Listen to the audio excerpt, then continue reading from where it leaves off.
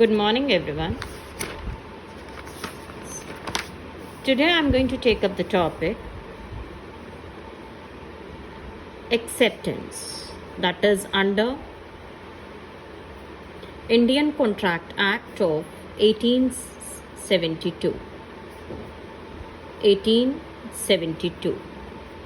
Hope you must have remembered I discussed earlier the term offer, contract, a brief description I have already given.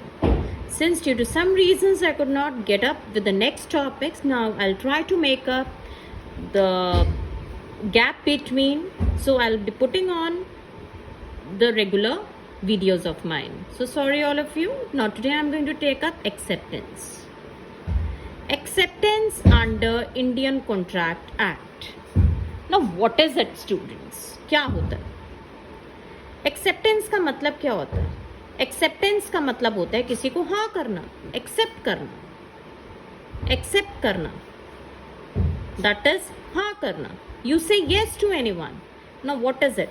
अब yes कब होती है? When a person makes an offer.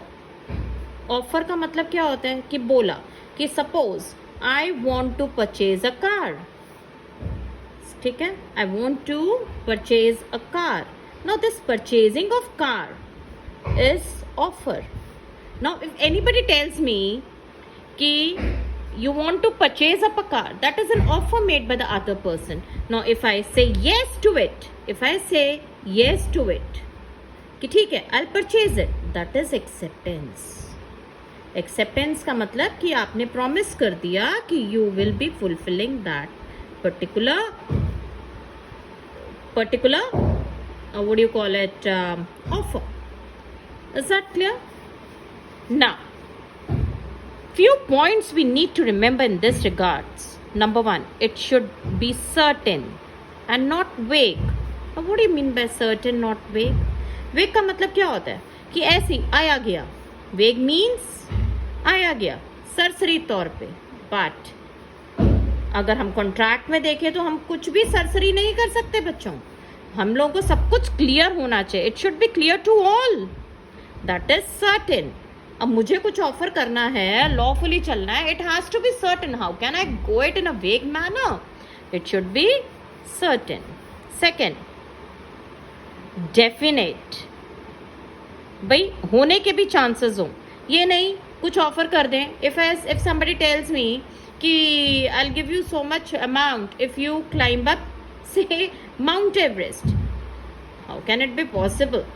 सो वो ना तो acceptance बनेगी ना ऑफर बनेगा. So it has to be definite. जो आप कर सकते हैं, it should be clear enough in the mind of the customer कि भाई वो चीज वो कर सकता है.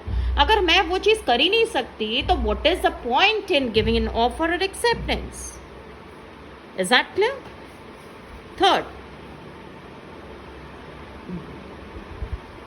Third is, I tell you one main point in this regard. See बच्चों, स्टूडेंट्स, ये किसके अंडर है? ये कॉन्ट्रैक्ट के अंडर है. I tell you the base, not to cram up the things. रट्टा मत लगाओ चीजों का. रट्टा लगाओगे आई फील गुड, मुझे कोई फर्क नहीं पड़ेगा. If you make it out a रट्टाफिकेशन और if you try to like cram up, तो उससे होगा क्या? ठीक है, my videos will be, number of my videos will be more, क्योंकि आप क्रैमिंग कर रहे हैं, आप समझ नहीं रहे. अगर आप समझ के करें then the entire topic can be covered in one particular video. Now I tell you the way how to understand the things. Now बच्चों, acceptance किसके अंडर है? इंडियन कॉन्ट्रैक्ट एक्ट के अंडर है. ठीक है जी. Now जो फीचर्स कॉन्ट्रैक्ट एक्ट के होंगे बच्चों, वही तो एक्सेप्टेंस के होंगे ना. मतलब now what does it mean? Contract में हम क्या लिखते थे? It should be in writing. तो नेचुरल बात है कि ऑफर भी बच्चों राइटिंग में ही होनी चाहिए. क्योंकि वो कॉन्ट्रैक्ट के अंडर है. और जब भी कोई चीज़ आप फॉर्मल वे में करते हो तो रिटन में ही होता है ना. ओरली तो बहुत चीज़ें हो जाती हैं. It should B numbered, consequently numbered. भाई नंबर्ड भी होना चाहिए. पहला पेज, दूसरा पेज. कोई चीज़ अगर एविडेंस है, कोई प्रूफ्स हैं, तो it has to be in a clear manner. ये तो नहीं एक पेज आगे आ रहा है, 11वां पेज सेकेंड नंबर पे आ रहा है. It has to be sequentially numbered. It should be properly signed. जो ऑथोराइज सिग्नेटरीज हैं उनका भी प्रॉपर साइन होना चाहिए। साइन के बिना तो उसकी कोई वैलिडिटी नहीं है। It's just merely I am taking up a class, मैं अब जो क्लास ले रही हूँ या आपको जो भी लेक्चर डिलीवर कर रही हूँ, इट्स लाइक उसकी वैलिडिटी, अगर उसको हम कॉन्ट्रैक्ट बनाना चाहते हैं, it has to be on a proper stamp paper with authorise signatories. Is that clear to all of you? Next, it should be clear and definite. सबको जो टर्म्स हैं of offer should be clear and definite so that no confusion. देखिए कोई भी चीज है अगर आप उसको प्रॉपरली रखते हैं तो कोई कंफ्यूजन्स नहीं होंगे, तो ऑटोमेटिकली वो चीजें क्लियर रहेंगी और आप अपने हिसाब से what do call it, contract कर सकते हो। सूट करेगा सामने वाले को, करेगा कॉन्ट्रैक्ट, नहीं तो नहीं सही। I suppose this topic is clear to you all, right? Now next I'll take up the concept of consideration. Now बच्चों, what do you mean by consideration? Consideration इसको दो पार्ट्स में डिवाइड करो। देखो, I don't believe in book teaching. Book teaching का मतलब क्या होता है कि बुक की लाइनें पढ़ पढ़ के मैं आपको बताती जाऊँ। There is no point. I mean, it is just merely a cramming up or mugging up the things. I don't want that. The students to remember. I mean, not that way. आप समझिए, आप topic को समझो और करो। Now next is consideration. Consideration का मतलब क्या होता है? कंसिडर करना। It comprises of two. Basically, it comprises of the word consider. Considered मतलब क्या होता है? ध्यान रखना। अब ध्यान रखने का मतलब क्या है? अब कहोगे इसमें कॉन्ट्रैक्ट में ध्यान रखना क्या होता है? देखो, जब भी हम किसी के साथ ऑफर करते हैं, एक्सेप्टेंस करते हैं, कोई प्रॉमिस करते हैं, कुछ भी करते हैं, दोनों का फायदा होता है। दोनों का मतलब बायर एंड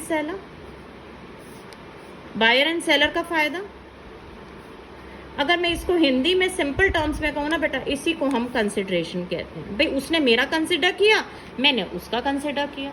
मतलब कि मैंने कार बेचनी है, मैं बेचना चाहती हूँ, ठीक है, तो मेरी कंसिडर क्या है कि मुझे कार बेचनी है। और सामने वाला अगर खरीदना चाहता है बायर, तो उसकी कंसिडर क्या है? उसको कार खरीदनी है। तो दोनों का फायदा हो गया ना। मैंने पैसे लिए, उसने पैसे दिए, तो दोनों का फायदा इज कंसिडर। तो अगर मैं इसको एक सिंपल डेफिनेशन में करूं, consideration is when something is in exchange, when both the parties are benefited.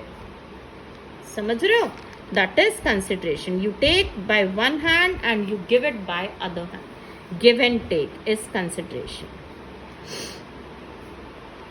Hope this thing is clear. Again, अब इसके आप कहेंगे फीचर्स अगेन और एलिमेंट्स कुछ भी ले लीजिए बच्चों। आप थोड़ा सा दिमाग लगाइए। अगेन ये किसके अंडर है? कॉन्ट्रैक्ट एक्ट के अंडर है। तो जो कॉन्ट्रैक्ट के फीचर्स होंगे वही कंसिडरेशन के होंगे। Number 1, two party. देखो, कुछ खरीदना है तो बायर भी होना चाहिए, सेलर भी होना चाहिए, तभी तो कंसिडरेशन बनेगी। उसके बिना कैसे? दो बंदों के बिना तो बन ही नहीं सकते। Second, there should be offer and acceptance. अगर कंसिडरेशन को वैलिड करना है कुछ तरह, तो ऑफर तो करनी पड़ेगी ना। जैसे मैंने अभी समझाया ऊपर आपको कि there has to be some offer and acceptance. तो ऑफर किस चीज की है? मुझे कार बेचनी है। एक्सेप्टेंस किस चीज की है? सामने वाला कहता है हाँ मैं खरीदूंगा या खरीदूंगी, that is acceptance. It should be clear and definite. It should be in writing. The entire lot things are the same. बस आप एक कॉन्ट्रैक्ट को अच्छी तरह कर लीजिए बेटा कि कॉन्ट्रैक्ट होता क्या है, देन ऑटोमेटिकली आपको चीज़ें क्लियर होती जाएंगी। अगर आपने पहली चीज़ का रट्टा मारा तो फिर आप ये देखिए, फिर सारा आपको रट्टा ही मारना पड़ेगा। There is no other option with us. अगर आप इसको समझ के करोगे ना, if you try to understand what I am trying to teach, तो अगर आप उसी को ध्यान से सुनते हो ना, दिमाग में रखते हो बातों को, तो आप देखिएगा आपको आधी से ज़्यादा चीज़ें समझ आ जाएंगी। प्रॉपरली साइन होना चाहिए। भाई किस दिन हमारा कॉन्ट्रैक्ट हुआ है, क्या हुआ है, प्रॉपर डील होनी चाहिए, राइट, प्रॉपर एग्रीमेंट होना चाहिए। तो ये सारी अगर चीज़ें मैं करती हूँ तो मेरा एक कंसिडरेशन का पॉइंट फुलफिल होता है. Consideration. Is that clear? Hope you all must have got the two concept of acceptance and consideration. If at all, if you have any queries regarding these too many topics, I'll be going on in my next video, which I'll be uploading most probably in the evening. I'll be taking further concept of consideration. For now, if you have any queries, you can write it up in the comment section. Right, beta? And if you have still not subscribed my channel, kindly subscribe it. You will be benefited. I think so. That is all. Thank you all. God bless you.